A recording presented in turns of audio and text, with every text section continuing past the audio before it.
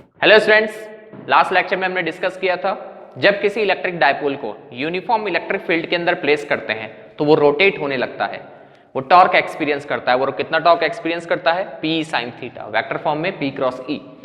आज हम देखने वाले हैं कि डायपोल पे मैक्सिमम और मिनिमम टॉर्क कब लगेगा, तो वो हमारी स्पेशल कंडीशंस होंगी। आज का टॉपिक यही है हमारा, special conditions of torque on an electric dipole. तो पहले देखते हैं कि डायपोल पे मैक्सिमम टॉर्क कब लगता है, मैक्सिमम टॉर्क वो कब एक्सपीरियंस करेगा।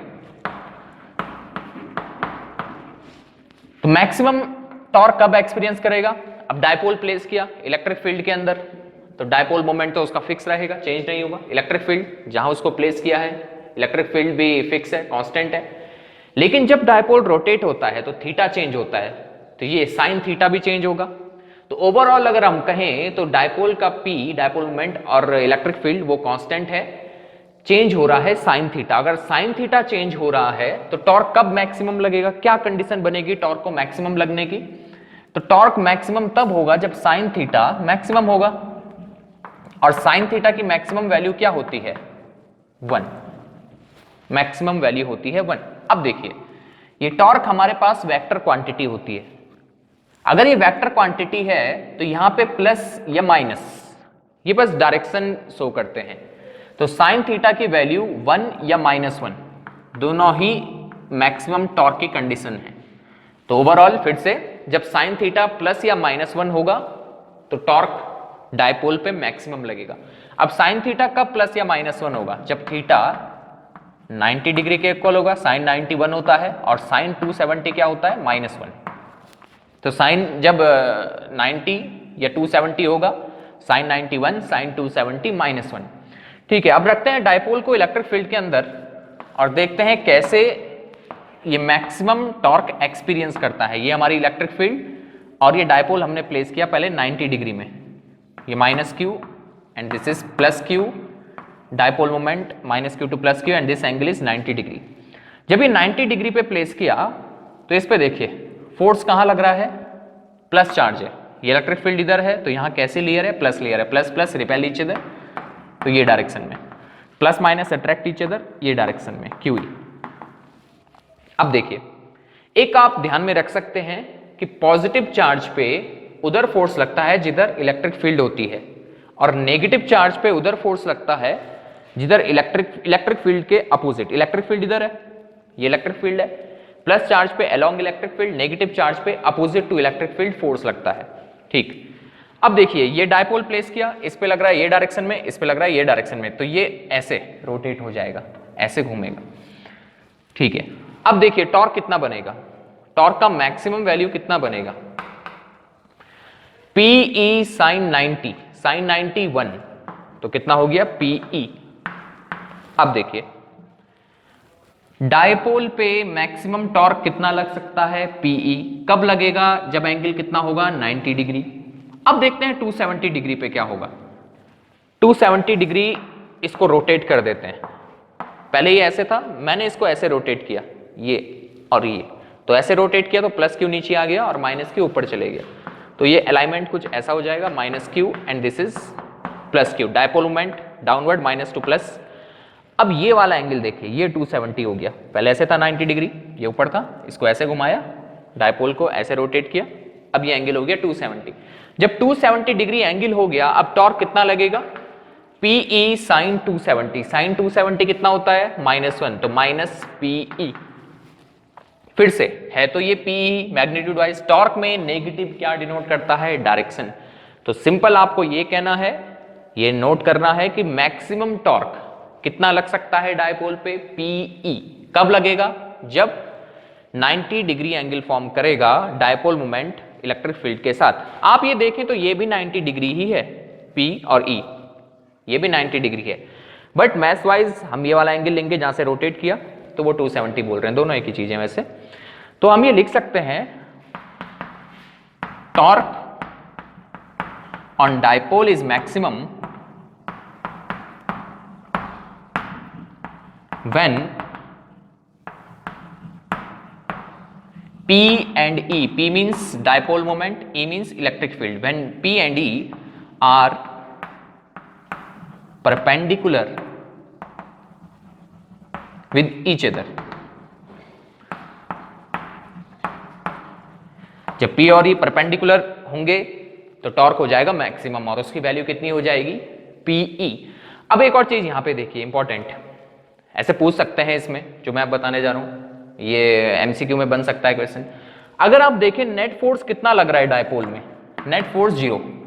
अगर यूनिफॉर्म इलेक्ट्रिक फील्ड है, डायपोल का अलाइनमेंट कैसा भी है, 90 डिग्री 30 डिग्री कैसा भी अलाइनमेंट है, तो फोर्स हमेशा नेट फोर्स 0 ही होगा, क्योंकि एक फोर्स ये दोनों इक्वल अपोजिट है, तो नेट फोर्स 0 ही होगा। लेकिन अगर आप यहां पे नेट टॉर्क देखें तो क्या 0 है, नहीं, टॉर्क की वैल्यू आई P, नेट टॉर्क 0 नहीं है। ये कंडीशन पूछ सकते हैं, यहां पे net force 0 but net torque 0 नहीं है। तो एक बार इसको नोट कर लीजिए, एक बार फिर से समझ लेते हैं। मैक्सिमम टॉर्क कितना लग सकता है, P, कब लगता है, जब 90 डिग्री वो परपेंडिकुलर अलाइन हो जाए।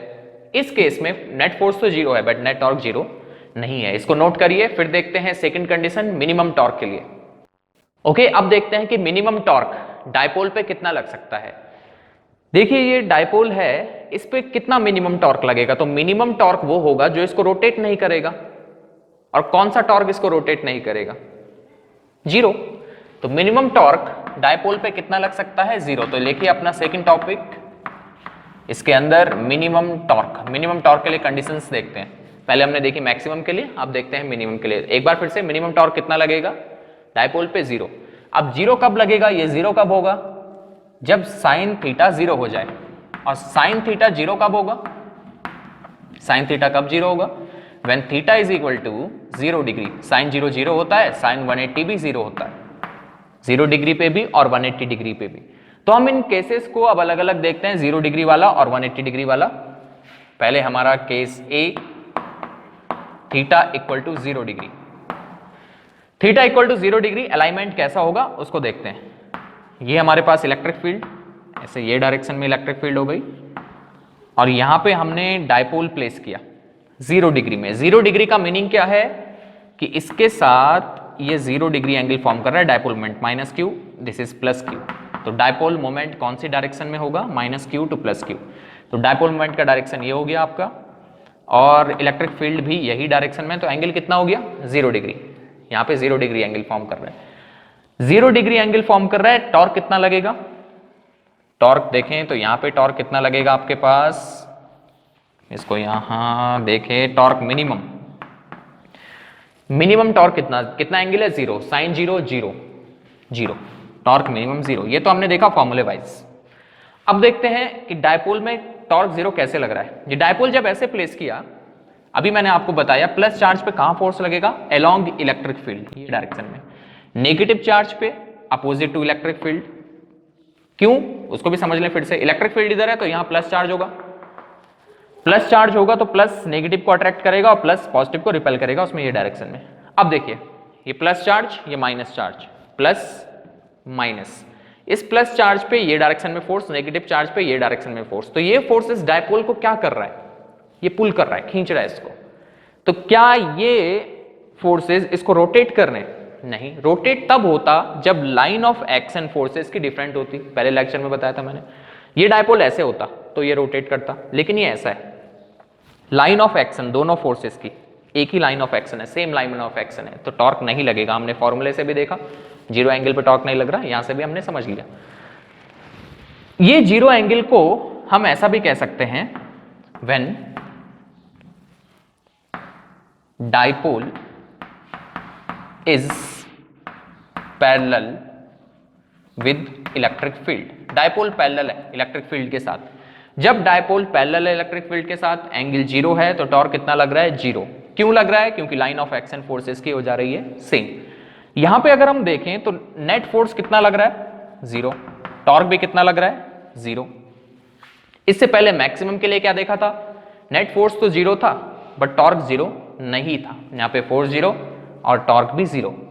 ऐसी कंडीशन, ये हमने क्लास 11th में स्टडी किया है, ऐसी कंडीशन जहां पे नेट फोर्स और नेट टॉर्क 0 हो, ऐसी कंडीशन को कहते हैं इक्विलिब्रियम। तो ये डायपोल हमारा इक्विलिब्रियम में है, इक्विलिब्रियम, ठीक। तो ये हमने देखा थीटा इक्वल टू 0 एंगल पे क्या हुआ। अब देखते हैं केस नंबर 2, सेकंड केस, जहां पे डायपोल 180 डिग्री पे अलाइन होगा। 180 डिग्री का मीनिंग क्या है वो देखते हैं। ये हमारी इलेक्ट्रिक फील्ड ये डायरेक्शन में, डायपोल को अलाइन किया 180 डिग्री मींस इलेक्ट्रिक फील्ड के अपोजिट डायपोल मोमेंट होना चाहिए। तो नेगेटिव चार्ज यहां पे प्लेस कर दिया और पॉजिटिव चार्ज यहां प्लेस कर दिया। तो डायपोल मोमेंट का डायरेक्शन देखिए, नेगेटिव टू पॉजिटिव, ये डायरेक्शन आ गया। तो कितना एंगल फॉर्म हो रहा है यहां पे 180 डिग्री।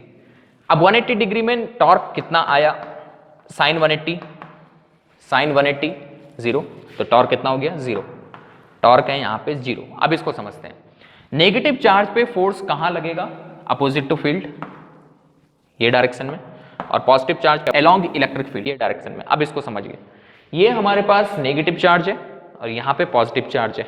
फोर्स इसको क्या कर रहा है, कंप्रेस। यहां पे क्या कर रहा था, ऐसे खींच रहा था, यहां पे कंप्रेस कर रहा है। क्या ये फोर्स इसको रोटेट कर पाएगा, नहीं। फिर से सेम लाइन ऑफ एक्शन है, रोटेट नहीं करेगा। तो हमने देखा 180 डिग्री पे जब अलाइन होता है रोटेट नहीं होता है, टॉर्क लगता है 0। ऐसी कंडीशन को 180 डिग्री को हम कह सकते हैं when dipole is anti parallel. Anti parallel means parallel तो है बट अपोजिट डायरेक्शन में, anti parallel 180 degree, anti parallel with electric field. तो जब एंटी पैरेलल होता है टॉर्क 0 ही लगता है, पैरेलल पे भी टॉर्क 0 लगता है। अब ये कंडीशन देखिए, यहां पे भी नेट फोर्स कितना लग रहा है 0, नेट फोर्स 0, यहां भी कितना था नेट फोर्स 0, यहां पे टॉर्क 0, नेट टॉर्क वहां भी 0। ऐसी कंडीशन को फिर से क्या कहेंगे, इक्विलिब्रियम। ये भी इक्विलिब्रियम में है, लेकिन इनके इक्विलिब्रियम में डिफरेंस है। डिफरेंस कैसा है वो बड़ा इंटरेस्टिंग है, वो देखिए, ध्यान से देखना, अच्छे से देखना।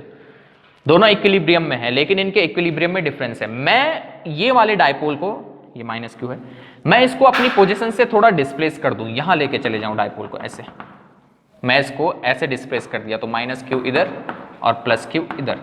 अब बताइए इस डायपोल को इलेक्ट्रिक फील्ड कहां अलाइन करना चाहेगी, देखना। डायपोल ऐसे प्लेस किया, पहले मैंने इसको ऐसा स्लाइड डिस्प्लेसमेंट दिया, तो इस नेगेटिव चार्ज पे फोर्स कहां लगेगा, अपोजिट टू इलेक्ट्रिक फील्ड, और इस पॉजिटिव चार्ज पे अलोंग इलेक्ट्रिक फील्ड। तो ये इस पे इधर फोर्स और इस पे इधर फोर्स, तो ये डायपोल ऐसे रोटेट होके फिर से ऐसा हो जाएगा जैसे पहले था। ध्यान देना, जैसे पहले था वैसे ही हो गया। मैंने अब इसको इधर डिस्प्लेस किया, माइनस क्यू, और ये हो गया आपका प्लस क्यू।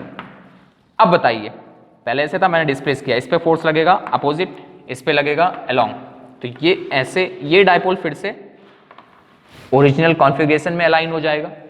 अब यहां की बात करें, यहां पे क्या वो ऐसा ही अलाइन होगा प्लस क्यू माइनस क्यू की फॉर्म में, उसको देखते हैं। मैंने इसको स्लाइड डिस्प्लेसमेंट दिया ऐसे, ये हो गया अपना प्लस क्यू और ये हो गया माइनस क्यू। प्लस पे कहां फोर्स, पहले ऐसे था, मैंने इसको ऐसे डिस्प्लेसमेंट दिया, स्लाइड डिस्प्लेस किया। अब प्लस क्यू पे कहां फोर्स लगेगा, अलोंग, और इस पे अपोजिट। तो ये डायपोल जो पहले ऐसे था, मैंने स्लाइड डिस्प्लेसमेंट दिया, अब इस पे फोर्स लग रहा है उधर, ये, और इस पे इधर, तो ये डायपोल ऐसे घूमते हुए ये हो जाएगा।